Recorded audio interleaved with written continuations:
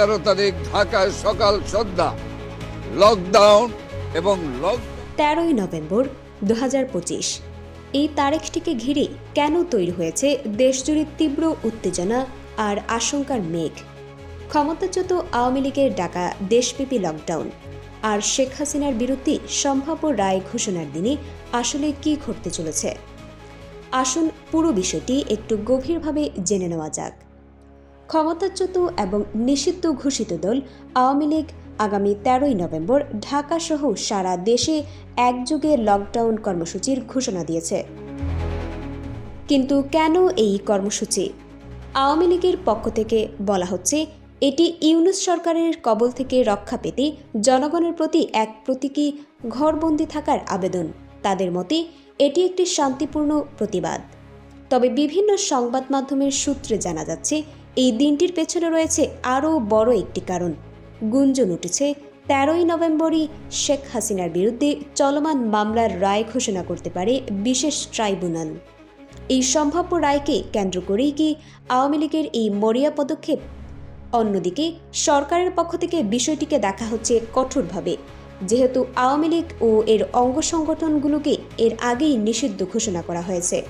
তাই তাদের যে কোনো কর্মসূচিকে বেআইনি এবং আইনশৃঙ্খলা পরিস্থিতির অবনতির হুমকি হিসেবেই দেখছে প্রশাসন। আর এই কর্মসূচি সফল করতে মাঠে নামার ঘোষণা দিয়েছে বাংলাদেশ ছাত্রলীগ, যাদেরকে সন্ত্রাসী সংগঠন হিসেবে চিহ্নিত করা হয়েছে। বিভিন্ন সূত্রে জানা গেছে, কেন্দ্রীয় নির্দেশনা অনুযায়ী মহাসড়ক অবরোধ, ভাঙচুর, এমনকি অগ্নিসংযোগের মতো নাশকতার পরিকল্পনাও রয়েছে তাদের। আর এই কারণেই আইনশৃঙ্খলা বাহিনী হয়ে উঠেছে অত্যন্ত সক্রিয়।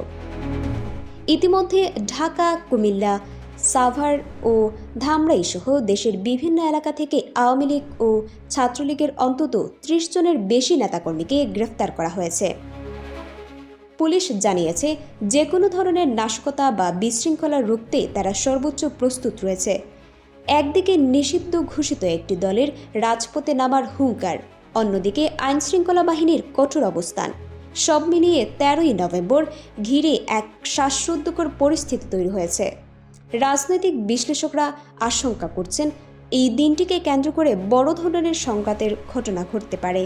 এখন প্রশ্ন হলো, আওয়ামী লীগের এই লকডাউন কি কেবলই একটি রাজনৈতিক কর্মসূচি, নাকি বড় কোনো অস্থিরতা তৈরির পূর্বাভাস?